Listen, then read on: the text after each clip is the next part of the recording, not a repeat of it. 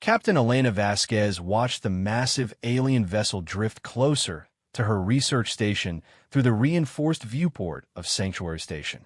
The ship resembled a crystalline mountain that had learned to fly, all sharp edges and glowing conduits that pulsed with bioluminescent patterns. 3 months of careful diplomacy had led to this moment. First contact with the Kithra Empire, a civilization that controlled nearly a quarter of the galaxy's outer rim. Elena smoothed her navy blue uniform and checked her translation device one final time. The universal translator had been programmed with a basic Kithra language structure, though the nuances of their culture remained largely mysterious. What they did know came from intercepted transmissions and careful observation of their expansion patterns. The Kithra were hunters by nature, apex predators who had evolved on a world where survival meant being stronger, faster, and more cunning than everything else. The docking bay shuddered as the alien ship made contact. Elena's stomach tightened with nervous energy. As the commanding officer of humanity's most remote research outpost, she carried the weight of representing her entire species. The pressure felt enormous, but she had trained for this her entire career. The airlock cycled with a pneumatic hiss, and Elena straightened her shoulders. The first figure to emerge made her breath catch in her throat. The Kithra ambassador stood nearly 3 meters tall, his frame powerfully built with corded muscle visible beneath form-fitting armor that seemed to shift color with his movements. His face was angular and predatory, with golden eyes that tracked every movement in the room with predatory focus. Most striking were the retractable claws that extended from his fingertips and the ridge of bone that ran along his skull like a crown. Behind him came an entourage of equally impressive warriors, each one radiating the controlled violence of an apex predator. They moved with fluid grace that spoke of perfect physical conditioning and combat training. Elena felt very small and very human in their presence. The ambassador stepped forward, his claws clicking against the metal deck plating. When he spoke, his voice rumbled with authority that seemed to vibrate through Elena's bones. "I am Thrax of the Blood Moon clan, war singer of the Eastern Reaches, chosen speaker for the Kithra Empire." His translation device rendered his words in accented but clear English. "You are the leader of this collection of prey creatures."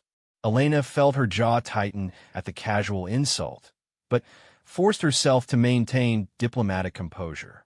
She had been briefed extensively on Kithra culture. To them, the galaxy was divided into predators and prey, hunters and the hunted. It was not personal, it was simply how they viewed the natural order. "I am Captain Elena Vasquez of the Terran Research Division. Welcome to Sanctuary Station, Ambassador Thrax. We are honored by your presence and eager to establish peaceful relations between our peoples." Thrax tilted his head, studying her with those penetrating golden eyes. His nostrils flared slightly, as if he were scenting her fear or aggression. Elena wondered what he detected. Peaceful relations. He repeated the words slowly, as if tasting them. An interesting concept. In our experience, prey animals often speak of peace when they lack the strength to defend themselves. One of his warriors stepped forward, younger than the ambassador, but no less intimidating. This one had silver markings along his armor, and carried himself with the cocky confidence of youth. He looked at Elena and her small security detail with barely concealed amusement. "Honored war singer," the young warrior said, his tone respectful, but with an undercurrent of challenge. "Surely we waste time with these creatures. Look at them, soft skin, blunt teeth, no claws, no natural weapons. They huddle in metal shells because they cannot survive in the natural world. What would they possibly offer the Empire?" Elena felt her security chief tense beside her. Commander Jackson was a veteran of the asteroid wars, a man who had seen real combat. His hand moved almost imperceptibly toward his sidearm. Elena caught his eye and shook her head slightly. "Not yet." Thrax held up one clawed hand, silencing his subordinate. But Elena noticed that he did not rebuke the young warrior for his disrespectful assessment. If anything, there was approval in the ambassador's expression. Patience, Cree. Every species has survived for a reason. Even the smallest prey animal might possess unexpected qualities. The way he said it made Elena's skin crawl. She was beginning to understand that this was not going to be the diplomatic first contact she had hoped for. The Kithara saw humans as inherently inferior, and nothing she could say would change that fundamental assumption. Elena decided to try a different approach. She activated a holographic display that showed a star map of the local sector. Ambassador, we understand that the Kithara Empire has been expanding into this region. Humanity controls 17 systems in this sector, each with established colonies and trade routes. Rather than viewing this as a conflict, we see an opportunity for mutual benefit. Cree, the young warrior, actually laughed. It was not a pleasant sound. 17 systems? We have claimed over 3,000. You speak of mutual benefit when you have nothing we could possibly want or need. Elena's temper flared, but she kept her voice level. We may have fewer systems, but we have something else. We have survived against impossible odds. Humanity has faced extinction dozens of times in our history, and yet here we are. We have learned to adapt, to innovate, to overcome challenges that would destroy other species. Thrax's eyes narrowed with interest. Oh, tell me, little prey creature, what great challenges have you overcome? What predators have you faced that could threaten a species that builds metal shells to hide from the natural world? Elena felt a cold smile touch her lips. The Kithara had made one crucial mistake in their assessment. They assumed that because humans appeared weak, they actually were weak. They had confused civilization with helplessness. We have faced ourselves, Ambassador. For thousands of years, humanity's greatest predator was humanity itself. We have fought wars that scarred continents, developed weapons that could destroy entire planets, survived plagues that killed billions. We learned to wage total war against our own species and somehow found a way to survive it. The room fell silent. Elena noticed that the Kithara warriors had stopped their casual posturing and were paying attention now. Even Cree had lost his smirk. Thrax leaned forward slightly. You wage war against your own kind? This is unusual. Most prey species unite against external threats. Most prey species, Elena said quietly, have never had to develop the capacity for the kind of violence that necessity forced upon us. We learned to kill efficiently not because we enjoyed it, but because our survival depended on being better at warfare than anyone else who might threaten us. Commander Jackson cleared his throat softly. Elena glanced at him and saw concern in his eyes. She was walking a dangerous line here, revealing capabilities that might be seen as threats rather than establishing peaceful relations. But it was too late to change course now. The Kithara were paying attention for the first time since they had arrived. Elena realized that weakness would only earn their contempt, while strength might earn their respect. Kree stepped forward again, his claws extending slightly. You claim to be warriors? You, who look like children playing with toys. His voice carried a challenge that was unmistakable in any language. Elena looked at the young Kithara warrior. He was easily twice her size, armed with natural weapons that could tear through her uniform like paper. His species had evolved for combat, while humans had evolved for adaptability. In a direct physical confrontation, there would be no contest. But that was exactly the point. Kree of the Kithara, she said formally. Are you issuing a challenge? The young warrior's eyes widened slightly. He had not expected the soft little prey creature to respond with such directness.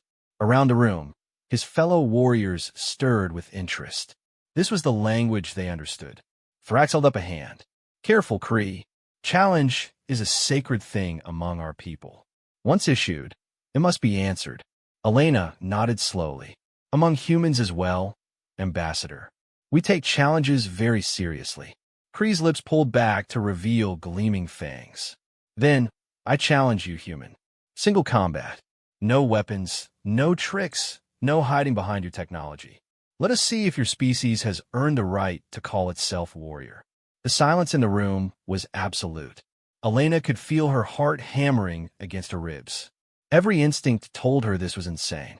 Kree could literally tear her apart with his bare hands. But she also understood that this moment would define how the Kithra saw humanity forever. If she backed down now, they would never take humans seriously. She looked at Commander Jackson, who was staring at her with barely contained alarm. Then, she looked back at Kree. "I accept your challenge," Elena said calmly. "But I propose we modify the terms slightly." Kree's eyes narrowed. "What modifications?" Elena smiled, and for the first time since the meeting began, she felt confident. "You said no weapons and no technology." "I agree, but I would like to make this truly interesting for your war singer and his warriors. Instead of single combat, I propose we make this a learning experience for both our peoples." She turned to address Thrax directly. "Ambassador, your warrior believes that humans are weak prey creatures. I believe that he has fundamentally misunderstood what makes humanity dangerous. I propose a demonstration that will settle this question definitively." Thrax leaned back in his chair, his golden eyes gleaming with curiosity. "What kind of demonstration?" Elena activated another holographic display, this one showing the layout of Sanctuary Station. "Your ship has 47 warriors aboard. I have 38 station personnel. Instead of single combat, I propose a station-wide wargame. Your warriors against my people. No lethal weapons, but everything else is permitted. The goal is simple: control the station's main reactor." Kree laughed, but there is uncertainty in it now. 47 against 38? And most of your people are scientists and technicians, not warriors. This will be over in minutes. Elena's smile widened. "Exactly what I'm counting on." Thrax studied her carefully. "You seem very confident for someone who is about to demonstrate her species' weakness." "Ambassador," Elena said softly, "I'm about to demonstrate exactly why humanity has survived everything the universe has thrown at us. I'm going to show you why we're not prey animals at all." She paused, looking directly into Kree's golden eyes. "We're something much more dangerous than predators. We're survivors who learn to think like prey and fight like apex predators.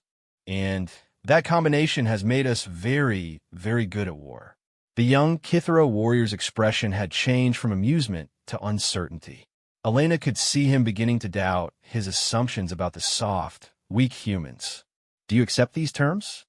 Elena asked formally. Thrax was silent for a long moment, studying her face intently. Finally, he nodded slowly.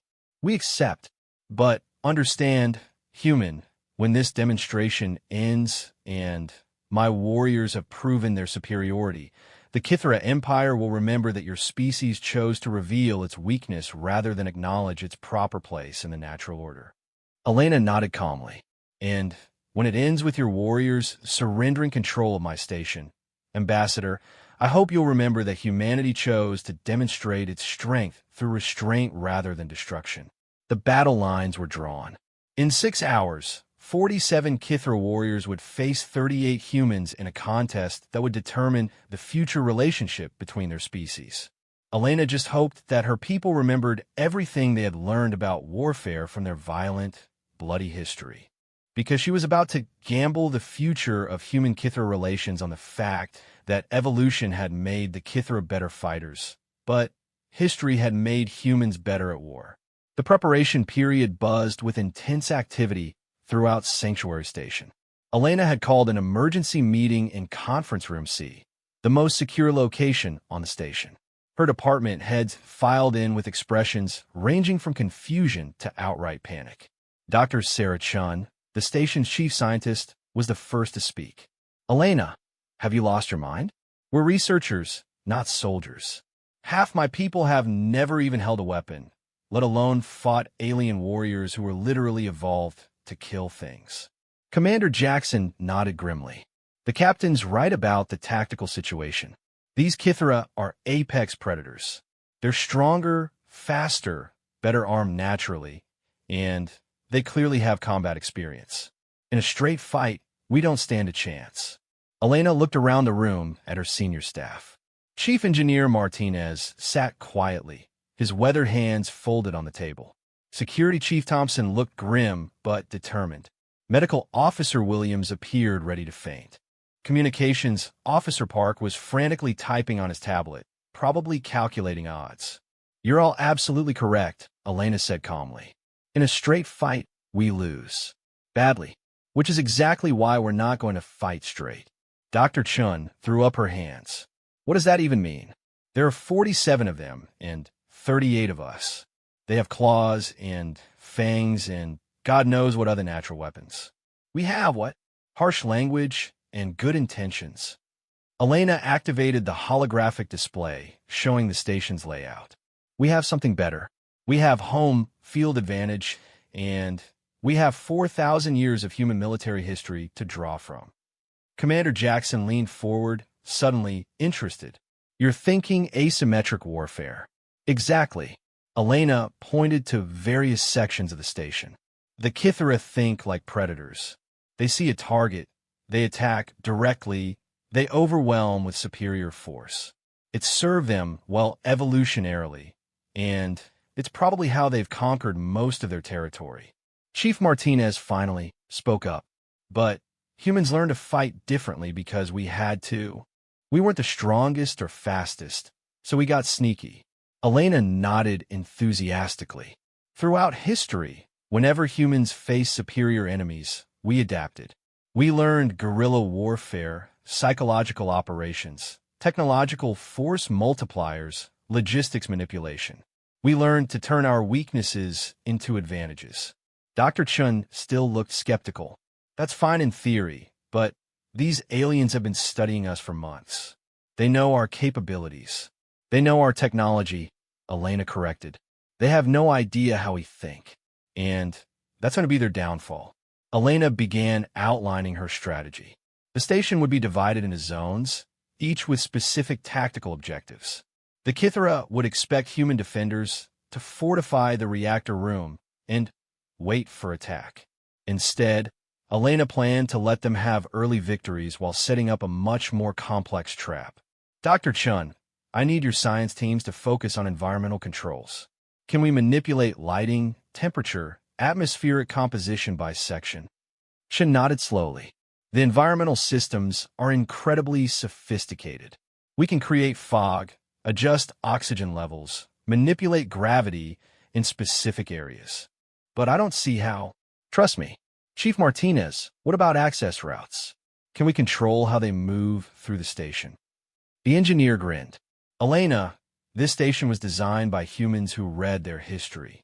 Every critical system has multiple backup routes, maintenance shafts, emergency passages. I can funnel them wherever you want them to go." Elena smiled. "Perfect. Commander Jackson, I need you to divide our people into 3 groups. Alpha Team will be our visible defenders. They'll engage the Kithara directly, but fall back according to a predetermined plan. Bravo Team will be our ghosts, small units using unconventional routes to strike at their flanks and rear. Charlie Team will be our trap setters." Security Chief Thompson raised a hand. "Captain, what about weapons? The rules say no lethal force, but these aliens could easily kill us by accident." Elena had already thought of this. "We're going to use modified training weapons with neural feedback. Set to maximum stun. Won't kill them, but it'll put them down hard enough to count as casualties. Dr. Williams, can your medical teams monitor the engagement and pull anyone who gets seriously hurt?" The medical officer nodded nervously. "We can set up triage stations in secure areas and monitor everyone with biometric sensors." Elena looked around the room one more time. "I want everyone to understand something. We're not trying to prove humans are better fighters than the Kithara. We're trying to prove that humans are better at war. There's a difference." Dr. Chun frowned. "Explain that." Elena paused, choosing her words carefully. "Fighting is about individual combat, strength against strength, skill against skill. War is about achieving objectives through any means necessary. It's about logistics, intelligence, psychology, strategy, and, yes, sometimes fighting. But mostly it's about thinking." Commander Jackson was nodding now. "The Kithara see this as a hunt. They expect prey to run and predators to chase. But humans learned to set traps for predators. Exactly. Elena brought up a detailed timeline on the display. Here's how this is going to work. Phase 1. We let them penetrate our outer defenses easily. They'll think they're winning, which will make them confident and potentially careless. Phase 2. We funnel them toward the reactor level using environmental controls and strategic retreats. Phase 3. We spring the trap. Chief Martinez leaned back in his chair, a slow smile spreading across his face. Elena, this is either brilliant or completely insane. It's both, Elena admitted. But it's also the most human thing we could possibly do. When faced with a superior enemy, we don't fight fair. We fight smart. The next 4 hours were a flurry of preparation. Elena's teams worked with focused intensity, turning the research station into a carefully orchestrated battlefield. Dr. Chen's science teams programmed environmental controls to create specific atmospheric conditions in each section. Martinez's engineers rigged subtle redirections in the maintenance tunnels and sealed off certain access routes. Jackson's security teams distributed non-lethal weapons and rehearsed tactical movements. Elena found herself in the communication center with Officer Park, who had been monitoring Kithra transmissions. Captain, I've been listening to their chatter. They're treating this like a training exercise for their younger warriors. Kree especially seems to view this as a chance to prove himself. Elena nodded dojehashfully. That actually works in our favor. Overconfidence makes people sloppy. Park hesitated. There's something else. I've been analyzing their language patterns and cultural references. I think they're actually enjoying this. Not because they're cruel, but because they genuinely respect the fact that we're willing to fight at all. This gave Elena pause. What do you mean? Well, most prey species they encounter probably just surrender immediately when faced with Kithra warriors. The fact that we're willing to engage them in combat, even when outmatched, seems to have earned us some measure of respect. Kree called it the courage of the cornered mouse. Elena smiled grimly. Let's see how much they respect the intelligence of the cornered mouse. An hour before the engagement was scheduled to begin, Elena called her department heads together one final time. I want to be clear about something, she said. This isn't just about winning a war game. If we lose here, the Kithra will see humanity as a weak prey species that can be easily conquered. If we win, we have a chance to establish a relationship based on mutual respect. Dr. Chen looked nervous. And if something goes wrong? Elena was quiet for a moment. Then we adapt and overcome, just like humans always have. That's what we do. That's what makes us human. Commander Jackson checked his weapon one final time. All teams are in position, Captain. Environmental controls are ready. Trap systems are armed. We're as ready as we're going to be. Elena activated the station-wide communication system. This is Captain Vasquez to all hands. In 30 minutes, we're going to show the Kithra Empire what humanity is capable of. Remember, we're not trying to beat them at their own game. We're playing by our rules now. She paused, thinking of all the human warriors throughout history who had faced impossible odds. Our ancestors fought with sticks against bronze, bronze against iron, horses against tanks, and somehow they survived long enough for us to be here. Today we honor that legacy. Elena switched to the diplomatic channel that connected her to Ambassador Thrax. Ambassador, are your warriors ready? Thrax's voice crackled through the speakers. They are eager to begin, Captain. Kree especially looks forward to demonstrating the futility of your resistance. Excellent, Elena replied. Just remember, Ambassador, we warned you that humans fight dirty. There was a pause, then Thrax's rumbling laugh. I would be disappointed if you did not, little prey creature. Show us this intelligence you claim to possess. Elena looked around at her team one final time. They were scared, but they were also determined. That was good. Fear would keep them alert, and determination would keep them fighting. All teams, this is Captain Vasquez. Operation Mousetrap is now active. Show them why humanity survived when bigger, stronger, faster species went extinct. She opened the main docking bay doors and watched on the security monitors as 47 Kithra warriors poured in her station like a tide of death and claws and barely controlled violence. Elena smiled coldly. The mice were about to teach the cats a very important lesson about the difference between hunting and warfare. The Kithara warriors swept through the outer sections of Sanctuary Station like a force of nature. Elena watched their progress on the security monitors, noting how they moved with predatory grace and perfect coordination. Kree led the advance team, his silver-marked armor gleaming under the corridor lights as he gestured his warriors forward with efficient hand signals. Phase 1 is proceeding as expected, Commander Jackson reported from his position in the security center. Alpha teams are engaging and falling back according to plan. The Kithara are taking the bait. On the monitors, Elena watched her Alpha teams make contact with the advancing aliens.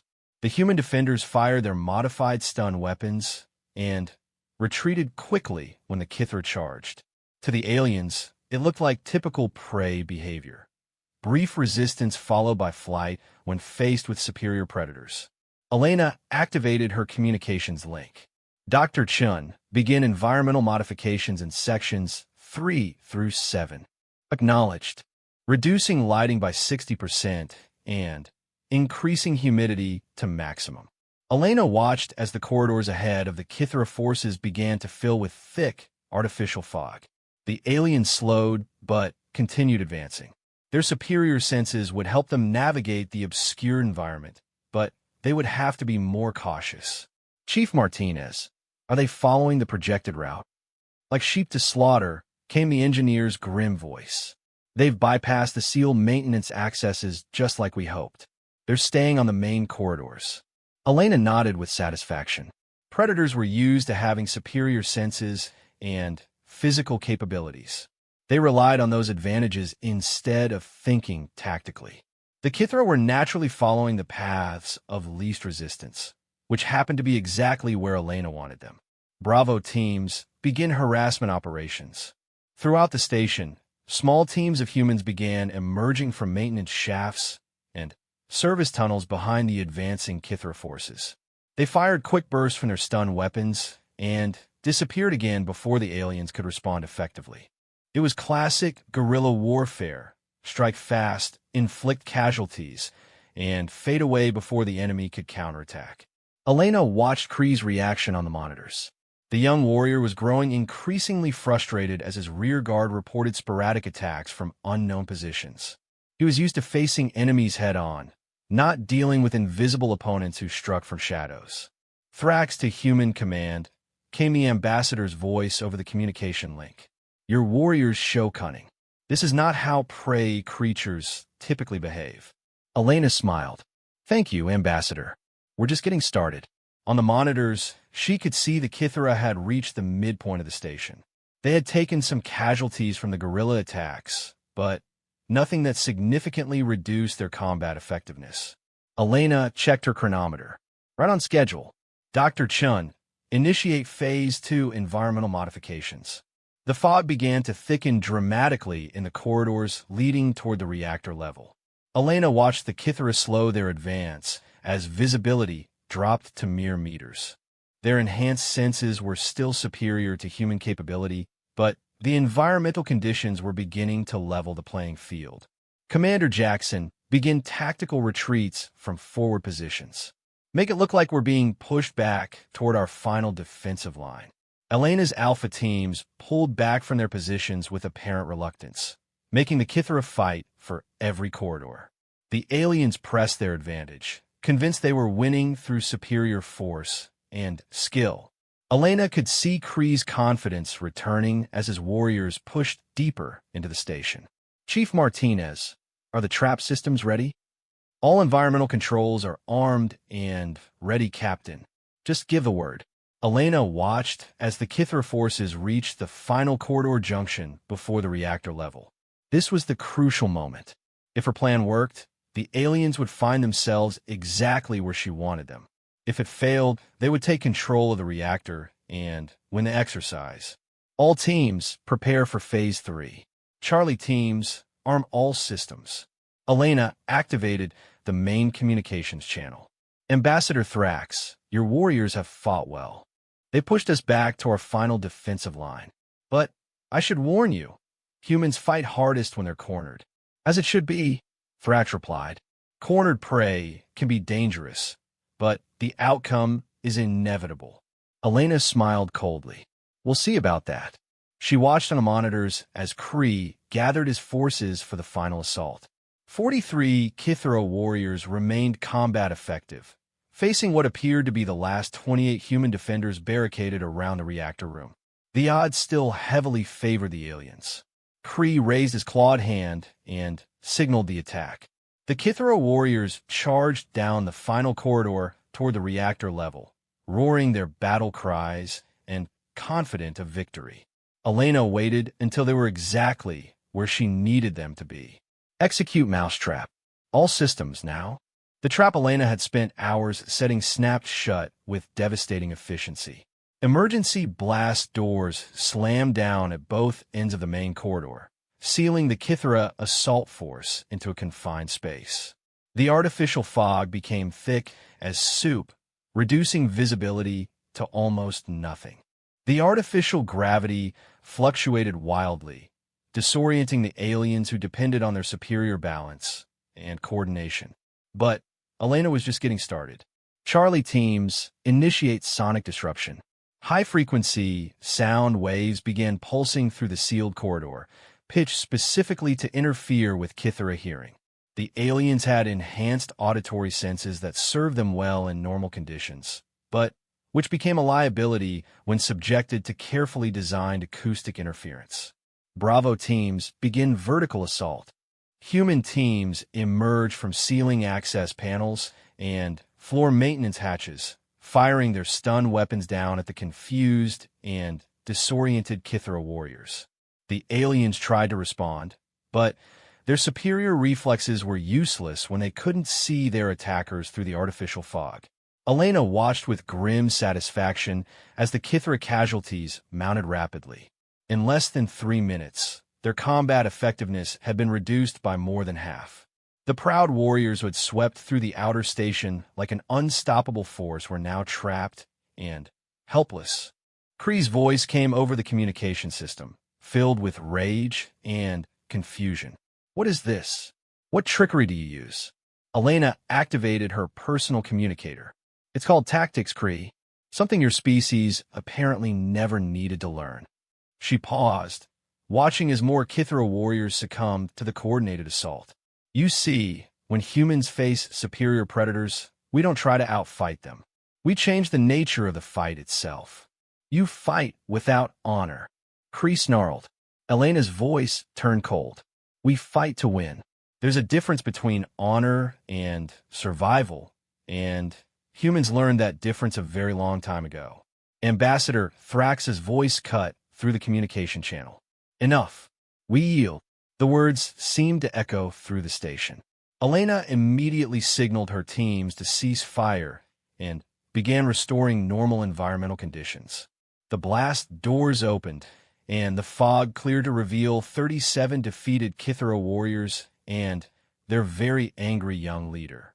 Elena made her way down to the reactor level, where the Kithra were regrouping around their ambassador.